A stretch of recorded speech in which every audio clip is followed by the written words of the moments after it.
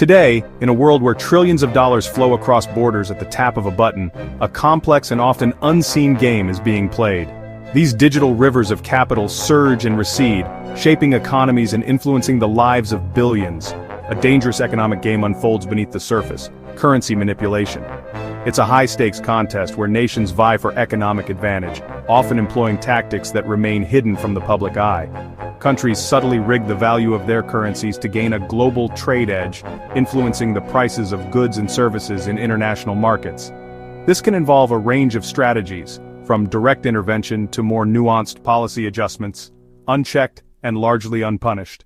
The consequences of this manipulation can be far-reaching, impacting everything from international relations to the financial stability of individual nations. But what exactly is currency manipulation? At its core, it's when a government artificially lowers its currency's value to boost exports, making their products more attractive to foreign buyers. By making its goods cheaper abroad, a country can dominate global trade, while competitors suffer, struggling to compete with artificially low prices. This can lead to trade imbalances and economic friction between nations. Think of it like cheating in a global race. One runner adds weights to everyone else's shoes, then claims a fair win. It undermines the principles of free and fair trade, creating an uneven playing field for all participants. Currency manipulation isn't a new phenomenon. Its roots stretch back to the complex economic landscape following World War II. As nations rebuilt and global trade began to flourish, the temptation to gain an unfair advantage through currency practices emerged. Recognizing the need for international cooperation and stability, the 1944 Bretton Woods Conference was convened. This landmark event laid the foundation for global economic monitors, the International Monetary Fund, the World Trade Organization, and the World Bank. These institutions were envisioned as guardians of fair economic practices. Their core mission? To prevent another devastating economic meltdown like the Great Depression, which had been exacerbated by protectionist policies and currency instability. The goal was to foster a level playing field where nations could prosper through fair competition and transparent financial dealings. But despite the establishment of these powerful international institutions, instances of currency manipulation still managed to slip through the cracks. Japan and several nations within the European Union engaged in practices that raised concerns as early as the 1960s, highlighting the challenges of enforcing global economic rules. More recently, China has faced scrutiny for its currency policies from the early 2000s onward. Even Switzerland, known for its stable financial system, came under suspicion in the 2010s, demonstrating that currency manipulation is a persistent issue across diverse economies. Yet despite these repeated instances and growing concerns, no nation has ever been effectively sanctioned for currency manipulation by these international bodies. This raises questions about the effectiveness and enforcement capabilities of the very institutions designed to prevent such practices. Three major bodies are supposedly guarding the gates against currency manipulation. The International Monetary Fund meticulously tracks macroeconomic data from around the world and assesses the compliance of its member nations with agreed-upon economic principles. The World Trade Organization plays a crucial role in overseeing international trade rules and regulations. However, the WTO has historically avoided direct involvement in currency disputes, considering them to be outside its primary mandate, which limits its ability to address currency manipulation directly. And the US Treasury? It has the power to name and shame countries it believes are engaging in currency manipulation, publicly identifying them as offenders. However, the Treasury lacks the crucial authority to impose meaningful and binding sanctions, rendering its actions largely symbolic. The IMF possesses the comprehensive data and analytical capabilities to detect currency manipulation. The WTO holds significant trade authority and the power to enforce trade-related penalties. But crucially, neither of these organizations is actively enforcing rules specifically designed to combat currency manipulation. Meanwhile, the US Treasury Department occasionally identifies offenders, such as China in 2019, but rarely follows through with concrete punishments or effective deterrents, highlighting the gap between accusation and meaningful action in the fight against currency manipulation. Let's delve into some real-world cases that highlight the pervasive issue of currency manipulation and the urgent need for effective global oversight. We'll examine instances where major economies have been flagged for potentially manipulating their currencies, the consequences of such actions, and the glaring absence of meaningful repercussions. First, we turn our attention to China in 2019. The nation was officially labeled a currency manipulator by the United States amidst escalating trade war tensions. This designation came as a result of concerns over China's management of the yuan, with accusations that it was being deliberately undervalued to gain an unfair advantage in international trade. Next, we consider the case of Vietnam in 2020. The country was found to have undervalued its currency, a move that raised eyebrows among international economists and trade partners. Undervaluing a currency can make a nation's exports cheaper and more attractive on the global market, potentially harming other countries' export industries. Despite these findings and the potential implications for fair trade, Vietnam managed to avoid any significant sanctions or penalties.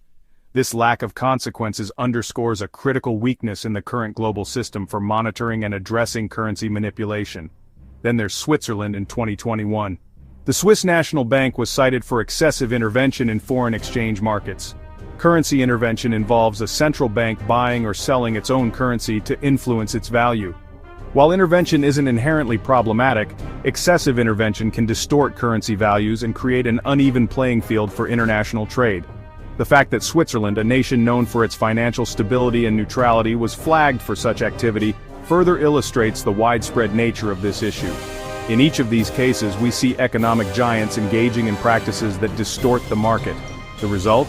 Export surpluses rise for the manipulating nation, while competitors in other countries face significant challenges. Businesses struggle to compete, and jobs are often lost as a consequence. These actions create trade imbalances and undermine the principles of fair competition that are essential for a healthy global economy. The ripple effects can be felt across industries and borders, impacting livelihoods and economic stability.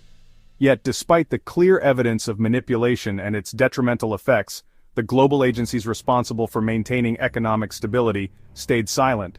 The International Monetary Fund, IMF, and the World Trade Organization, WTO, the very institutions tasked with overseeing global trade and financial practices, have largely failed to take meaningful action against these offenders.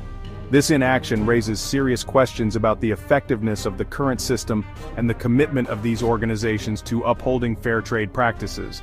The real scandal isn't just the manipulation itself, it's the inaction, the deafening silence from those who are supposed to be the watchdogs of the global economy. This lack of accountability creates a moral hazard, incentivizing other nations to engage in similar practices, knowing that they are unlikely to face any real consequences. It also erodes trust in the international system and undermines the credibility of the institutions that are meant to protect it. Despite IMF Article 4's seemingly clear language prohibiting currency manipulation, there's a critical flaw. There's no effective enforcement mechanism. The article lacks specific guidelines and penalties, making it difficult to hold countries accountable for their actions. The WTO? It only vaguely references subsidies, which can include currency manipulation, but it doesn't provide a clear framework for addressing the issue directly. This ambiguity creates loopholes that nations can exploit to avoid scrutiny and sanctions. And the US? In many cases, its primary recourse is to complain to the IMF, an organization that, as we've seen, often doesn't respond with concrete action. This leaves the US and other nations that are harmed by currency manipulation with limited options for redress. The current system is essentially a toothless tiger, unable to effectively deter or punish those who engage in these practices. The statistics speak for themselves. 0 countries have ever been sanctioned by either the IMF or WTO for currency manipulation, not one. This glaring absence of enforcement underscores the urgent need for reform. The current system is simply not working, and it's failing to protect the interests of fair trading nations and the global economy as a whole. This paper proposes something bold, a fundamental shift in how we address currency manipulation on a global scale. Empower the IMF to act as the global currency watchdog, with real teeth and the authority to enforce its rules. This is not just a minor adjustment. It's a comprehensive solution designed to address the root causes of the problem and create a level playing field for all nations. The IMF is uniquely positioned to take on this role. It already collects vast amounts of economic data from member countries, monitors their economic policies, and has nearly universal reach, with a presence in almost every nation on Earth. This existing infrastructure provides a solid foundation for expanding its mandate to include currency manipulation oversight. The next step, and the most crucial one, is to give it teeth. That means amending Article 4 of the IMF's Articles of Agreement to include clear, specific, and enforceable penalties for currency manipulation. These penalties could range from financial sanctions to restrictions on access to IMF resources. The key is to create a credible deterrent that discourages nations from engaging in these practices in the first place. Furthermore, we need to encourage closer collaboration between the IMF and the WTO on currency manipulation cases. These two organizations have complementary expertise and resources, and by working together, they can more effectively identify and address instances of manipulation. And crucially, we must grant the IMF the power to impose sanctions or even expel repeat offenders from the organization. This would send a strong message that currency manipulation will not be tolerated and that there are real consequences for those who violate the rules. Currency manipulation is not a sudden explosive crisis. It's a slow burn crisis that unfolds over time, gradually eroding trust in the global economy, distorting trade patterns, and punishing fair players who abide by the rules. The longer we wait to address this issue, the more damage it will inflict on the global economy. As global trade grows more interconnected and interdependent, the consequences of currency manipulation become even more severe. In this increasingly complex and interconnected world, one thing becomes undeniably clear: silence is no longer an option. We can no longer afford to ignore this issue or rely on ineffective measures. So the question remains: should the IMF be empowered as the global enforcer against currency manipulation? We want to hear your thoughts. Drop your opinions and insights in the comments section below. If you found this video eye-opening and informative, please hit the like button, subscribe to our channel for more in-depth analysis, and share this video with your network. Together, let's bring greater transparency and accountability to the global economy and ensure a level playing field for all.